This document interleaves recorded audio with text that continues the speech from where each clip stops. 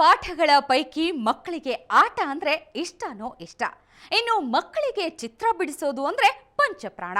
ಓದಲು, ಬರೆಯಲು, ಪೇಂಟಿಂಗ್ ಮಾಡಲು ಮಕ್ಕಳಿಗೆ ತಂದೆ ತಾಯಿ ತುಂಬಾ ಹೆಲ್ಪ್ ಮಾಡಬೇಕಾಗುತ್ತೆ. ಆದ್ರೆ ಇಲ್ಲಿ ನೋಡಿ, ಎಲ್ಲ ಉಲ್ಟಾ ಪಲ್ಟಾ. ನಿಮ್ಮ ಕಣ್ಣನ್ನ ನೀವೇ ನಂಬೋದಿಲ್ಲ ಅಂದ್ರೆ ಅದು ಕಣ್ಕಟ್ಟು. ನಾನು ಶ್ವೇತಾ.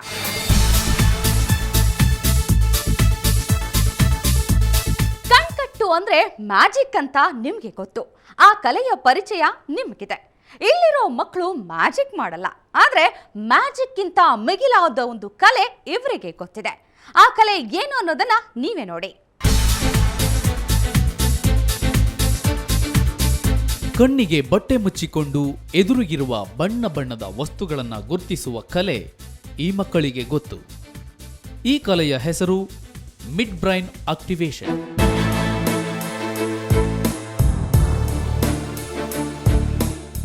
ಈ ಕಲೆಯ ಮೂಲ ಜಪಾನ್ ಅನ್ನುವ ಮಾಹಿತಿ ಇದ್ರೂ ಇನ್ನೂ ಸ್ಪಷ್ಟವಾಗಿಲ್ಲ. ಈ ಕಲೆಗೆ ವೈಜ್ಞಾನಿಕ ವಿಧಾನದ ಪುರಾವೆಗಳು ಸಿಕ್ಕಿದ್ದು 2005ರಲ್ಲಿ. ಇದನ್ನು ಕರ್ನಾಟಕ ಮೂಲದ ಏಸ್ ಸಂಸ್ಥೆ ಭಾರತಕ್ಕೆ ಪರಿಚಯ ಮಾಡುವ ಉತ್ಸಾಹ ತೋರಿಸಿದೆ. ಮಕ್ಕಳು ಕಣ್ಣಿಗೆ ಬಟ್ಟೆ ಕಟ್ಟಿಕೊಂಡು ಚಿತ್ರ ಬಿಡಿಸುವುದು, ಓದುವುದು, ಬರೆಯುವುದು ಅಷ್ಟೇ ಅಲ್ಲ, ವಸ್ತುವನ್ನ ಗುರುತಿಸುತ್ತಾರೆ. ಮೊಬೈಲ್,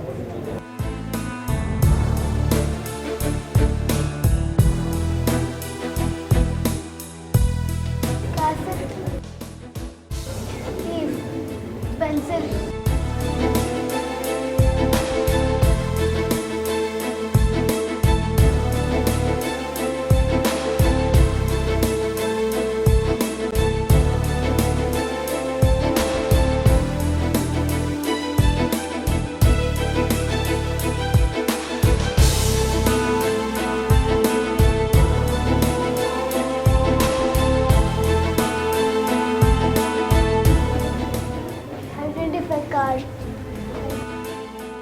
ಒಬ್ಬ ಹುಟ್ಟು ಕುರುಡ ವಸ್ತುಗಳನ್ನು ಸ್ಪರ್ಶಿಸಿ ಗುರುತಿಸಬಹುದು, ಬಣ್ಣಗಳನ್ನು ಗುರುತಿಸಲು ಸಾಧ್ಯವಿಲ್ಲ.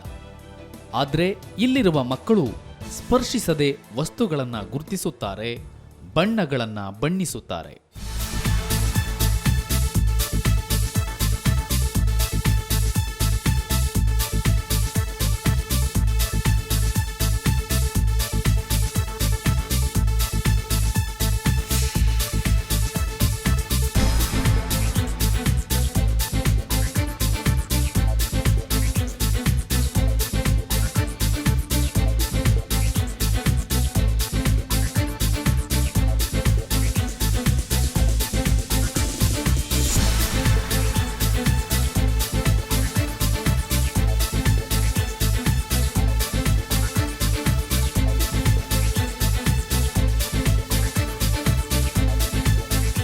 ಇದು ಮಕ್ಕಳು ತಮ್ಮ ದಿನಚರಿಯ ಆಟದೊಂದಿಗೆ ಕಲಿತ ಕಲೆ.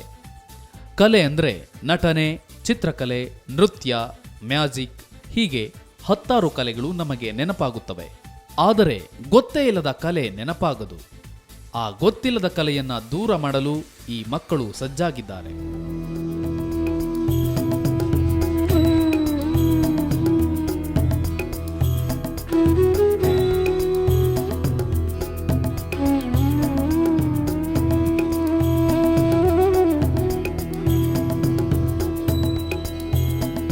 ಭಾರತದಲ್ಲಿ ಪ್ರಪ್ರಥಮ ಬಾರಿಗೆ ಪರಿಚಯ ಆಗ್ತಿರೋ ಈ ಕಲೆ ಮಿಡ್ ಬ್ರೈನ್ ಆಕ್ಟಿವೇಶನ್. ಈ ಕಲೆ ಕರಗತ ಮಾಡಿಕೊಂಡ ಮಕ್ಕಳನ್ನು ನಿಮ್ಮ ಸುವರ್ಣ ಸುದ್ದಿವಾಹಿನಿ ಭಾರತದ ಮಾಧ್ಯಮದಲ್ಲೇ ಪ್ರಸಾರವಾಗದ ಈ ಕಲೆಯನ್ನು ಪರೀಕ್ಷಿಸುವ ಮೂಲಕ ನಿಮ್ಮೆದುರಿಗೆ ತರುತ್ತಿದೆ.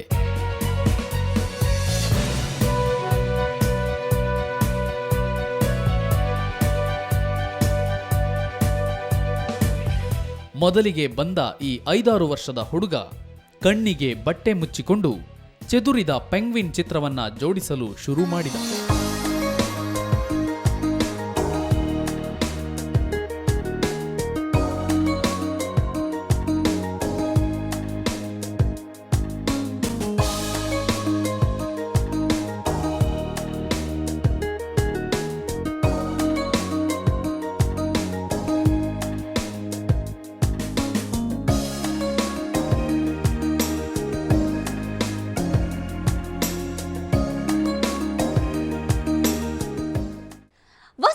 ವಸ್ತುಗಳನ್ನ ಸ್ಪರ್ಶಿಸಿ ಅದರ ಆಕಾರದ ಮೂಲಕ ಪೆಂಗ್ವಿನ್ ಚಿತ್ರವನ್ನ ಜೋಡಿಸಬಹುದು ಅಂತ ಅನುಮಾನಿಸಬಹುದು. ಆದರೆ ವಸ್ತುಗಳನ್ನ ಸ್ಪರ್ಶಿಸದೆ ಗುರುತಿಸುತ್ತಾರೆ ಅಂತ ತಿಳಿದಾಗ ಈ ಕಲೆಯ ಬಗ್ಗೆ ನಮಗೆ ಕುತೂಹಲ ಹೆಚ್ಚಾಯಿತು. ಆ ಕುತೂಹಲ ನಿಮಗೂ ಇದ್ರೆ ಒಂದು ಚಿಕ್ಕ ಬ್ರೇಕ್ ನಂತರ ನೋಡ್ಕೊಂಡು ಬರೋಣ.